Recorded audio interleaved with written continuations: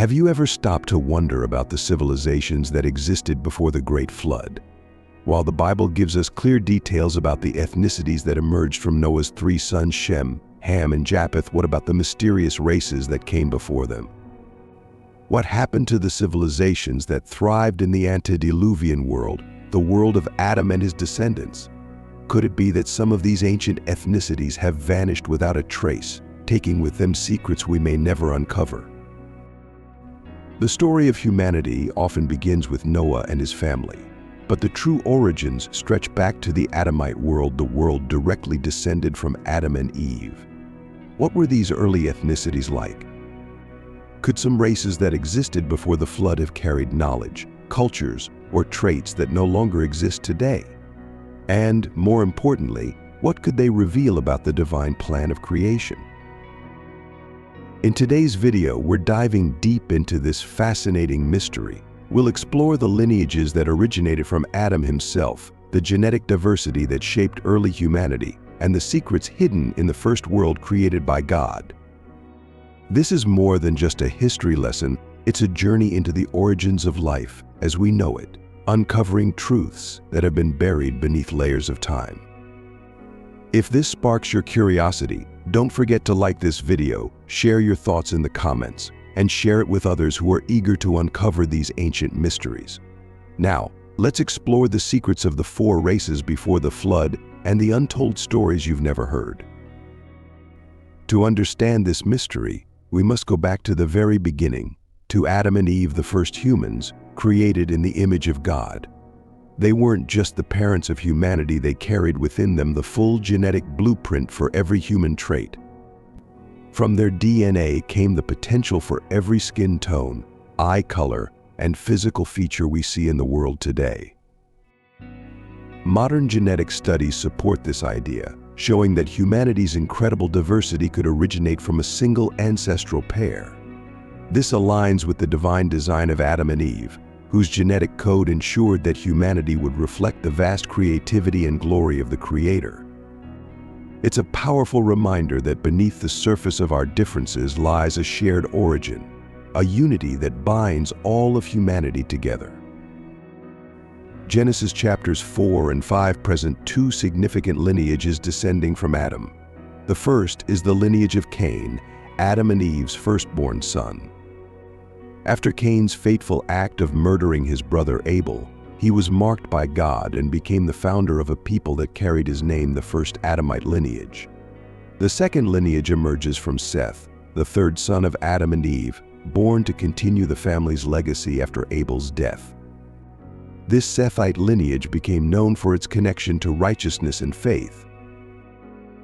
But here's a question that often arises: what about the ethnic diversity within these lineages? If Adam was created from the earth, could his appearance reflect that origin, a complexion of mixed tones, rich and earthy?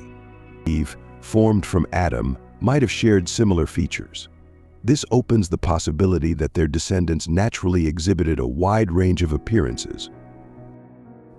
As Adam and Eve's children, grandchildren, and great-grandchildren spread out, they would have adapted to their environments, leading to further diversification. Some may have had darker skin, others lighter, some with features resembling what we now recognize as indigenous or Semitic. This suggests that the diversity we see in humanity today was already present in the very first generations, embedded in the genetic richness of the Adamite world. This revelation shifts the narrative. Ethnic diversity didn't emerge from later divisions in human history, it was part of God's plan from the very beginning. The world before the flood wasn't just a time of sin and judgment, it was a time of immense diversity, creativity, and complexity, all stemming from the Creator's design. Now I'll talk about the four main races or ethnic groups that dominated during the time of Adam, from his era up to that of Enoch or Lamech, Noah's father. These pre-flood ethnicities, or those that existed before the deluge, were known by the following names: Proto or Pre-Semitic, Proto or Pre-Hermitic, and Proto or Pre-Japhethic. These terms come from the biblical references we have for describing the peoples that existed before the lineages of Noah. These names are derived from the descendants of Noah's sons, And because these races existed before them, we use the prefix proto or pre to indicate that they are earlier or initial.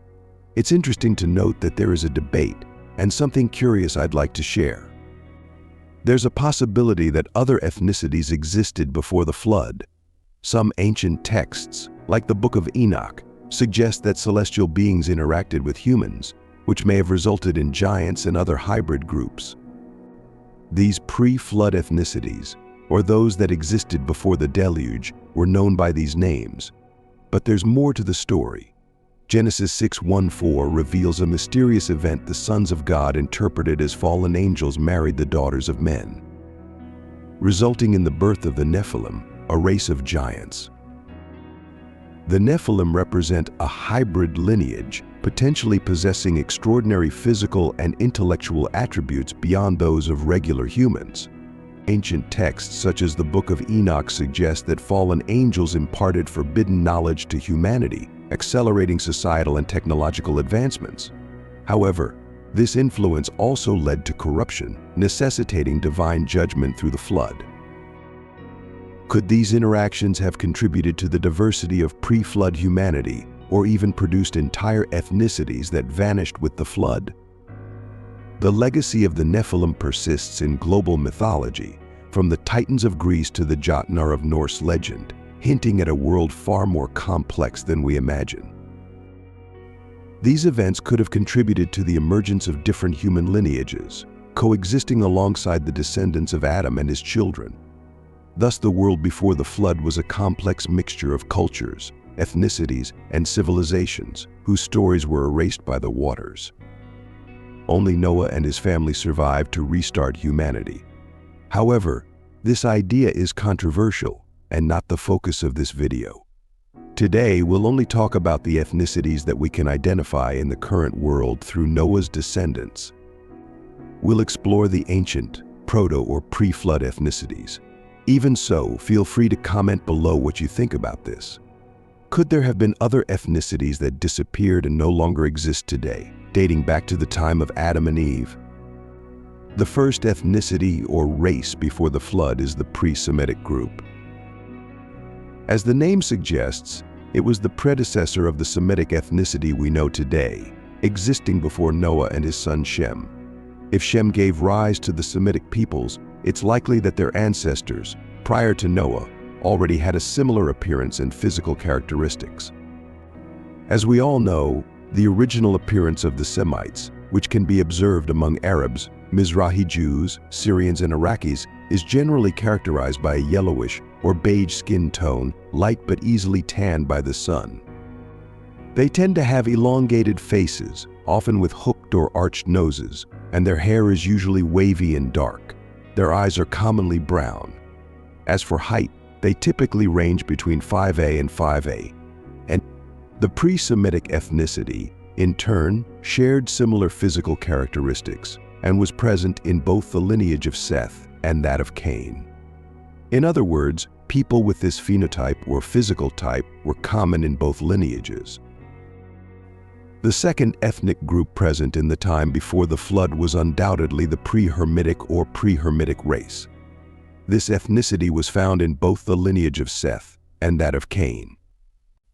As we know, the Hermitic or Pre-Hermitic lineage consisted of dark-skinned people, that is, individuals with darker skin tones.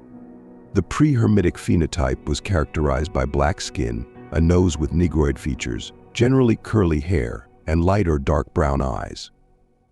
The height of these people tended to be taller than that of the Semites, generally ranging from 5'A" to 5'A", with variations in height sometimes reaching from 6'A" to as tall as 6.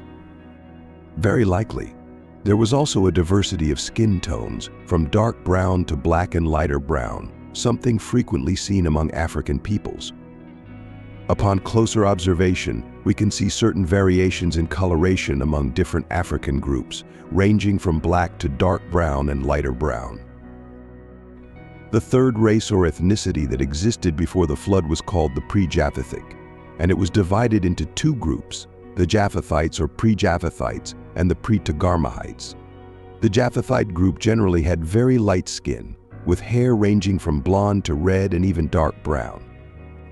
Their eyes were often blue or green. On the other hand, there were Japhethites with Togarmahite features, that is, with more Asian characteristics, such as almond-shaped eyes and other traits. The average height of these people was around 5'8" to 5'5", although other height variations could be found in ancient times. Now, let's talk about the fourth ethnicity or race, which was the most predominant among all the descendants of Adam. This ethnicity is, in fact, the very ethnic origin of Adam and Eve. It is important to highlight that this ethnic group was made up of mixed people, that is, individuals of mixed heritage. Just as the first humans were the result of a mixture of different traits, the plurality we see today is a reflection of that initial diversity. The predominant ethnicity in the pre-flood period was therefore this combination of traits. Within this group, we could find people with an impressive variety of physical characteristics, green eyes, skin tones ranging from the lightest to the darkest, as well as different hair textures. There were those with curly hair, others with wavy hair that did not fit into the categories of straight or curly.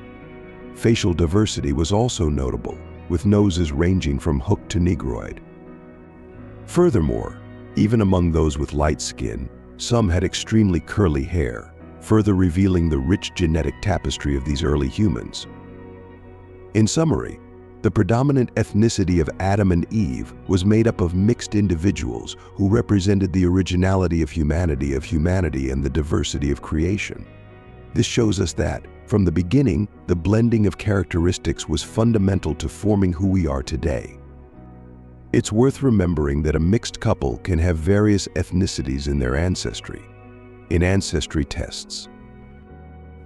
It's common for people to show 10 to 11 different ethnicities in their DNA generally. A mixed individual has between 3 and 7 ethnicities in their genetic makeup. This means that, when forming a family, a mixed couple has the potential to have children with varied characteristics. Let's use an example to illustrate. Suppose a mixed couple has 7 children. Each of these children will inherit a unique combination of traits from their parents, possibly exhibiting specific characteristics from both the father and the mother. Thus, one child may have an Asian appearance, while another may resemble someone of African origin. Yet a third could have European traits, typical of someone of white ethnicity, while another might display Semitic characteristics, appearing Arab or Jewish. These differences become evident right after the child is born, showcasing the rich genetic diversity that a mixed couple can produce. The world before the flood was a complex and vibrant tapestry of cultures, ethnicities, and civilizations, many of whose stories have been lost to history beneath the waters. Could these ancient societies have achieved levels of advancement far beyond what we often imagine? Evidence from archaeological sites like Göbekli Tepe, dated to around 9,600 BCE, and the underwater ruins near Yonaguni hints at remarkable architectural and societal feats. These findings align with legends of Atlantis and other ancient civilizations, raising the tantalizing possibility that pre-flood humanity attained a sophistication that was ultimately erased by time and the flood's devastation. From a theological perspective, such advancements, when detached from God's guidance, may have contributed to moral decay and inevitable destruction, with the flood serving as both a physical and spiritual reset, preserving only Noah's righteous lineage to carry forward humanity. Yet the flood may have also swept away entire ethnic groups, leaving their existence shrouded in mystery.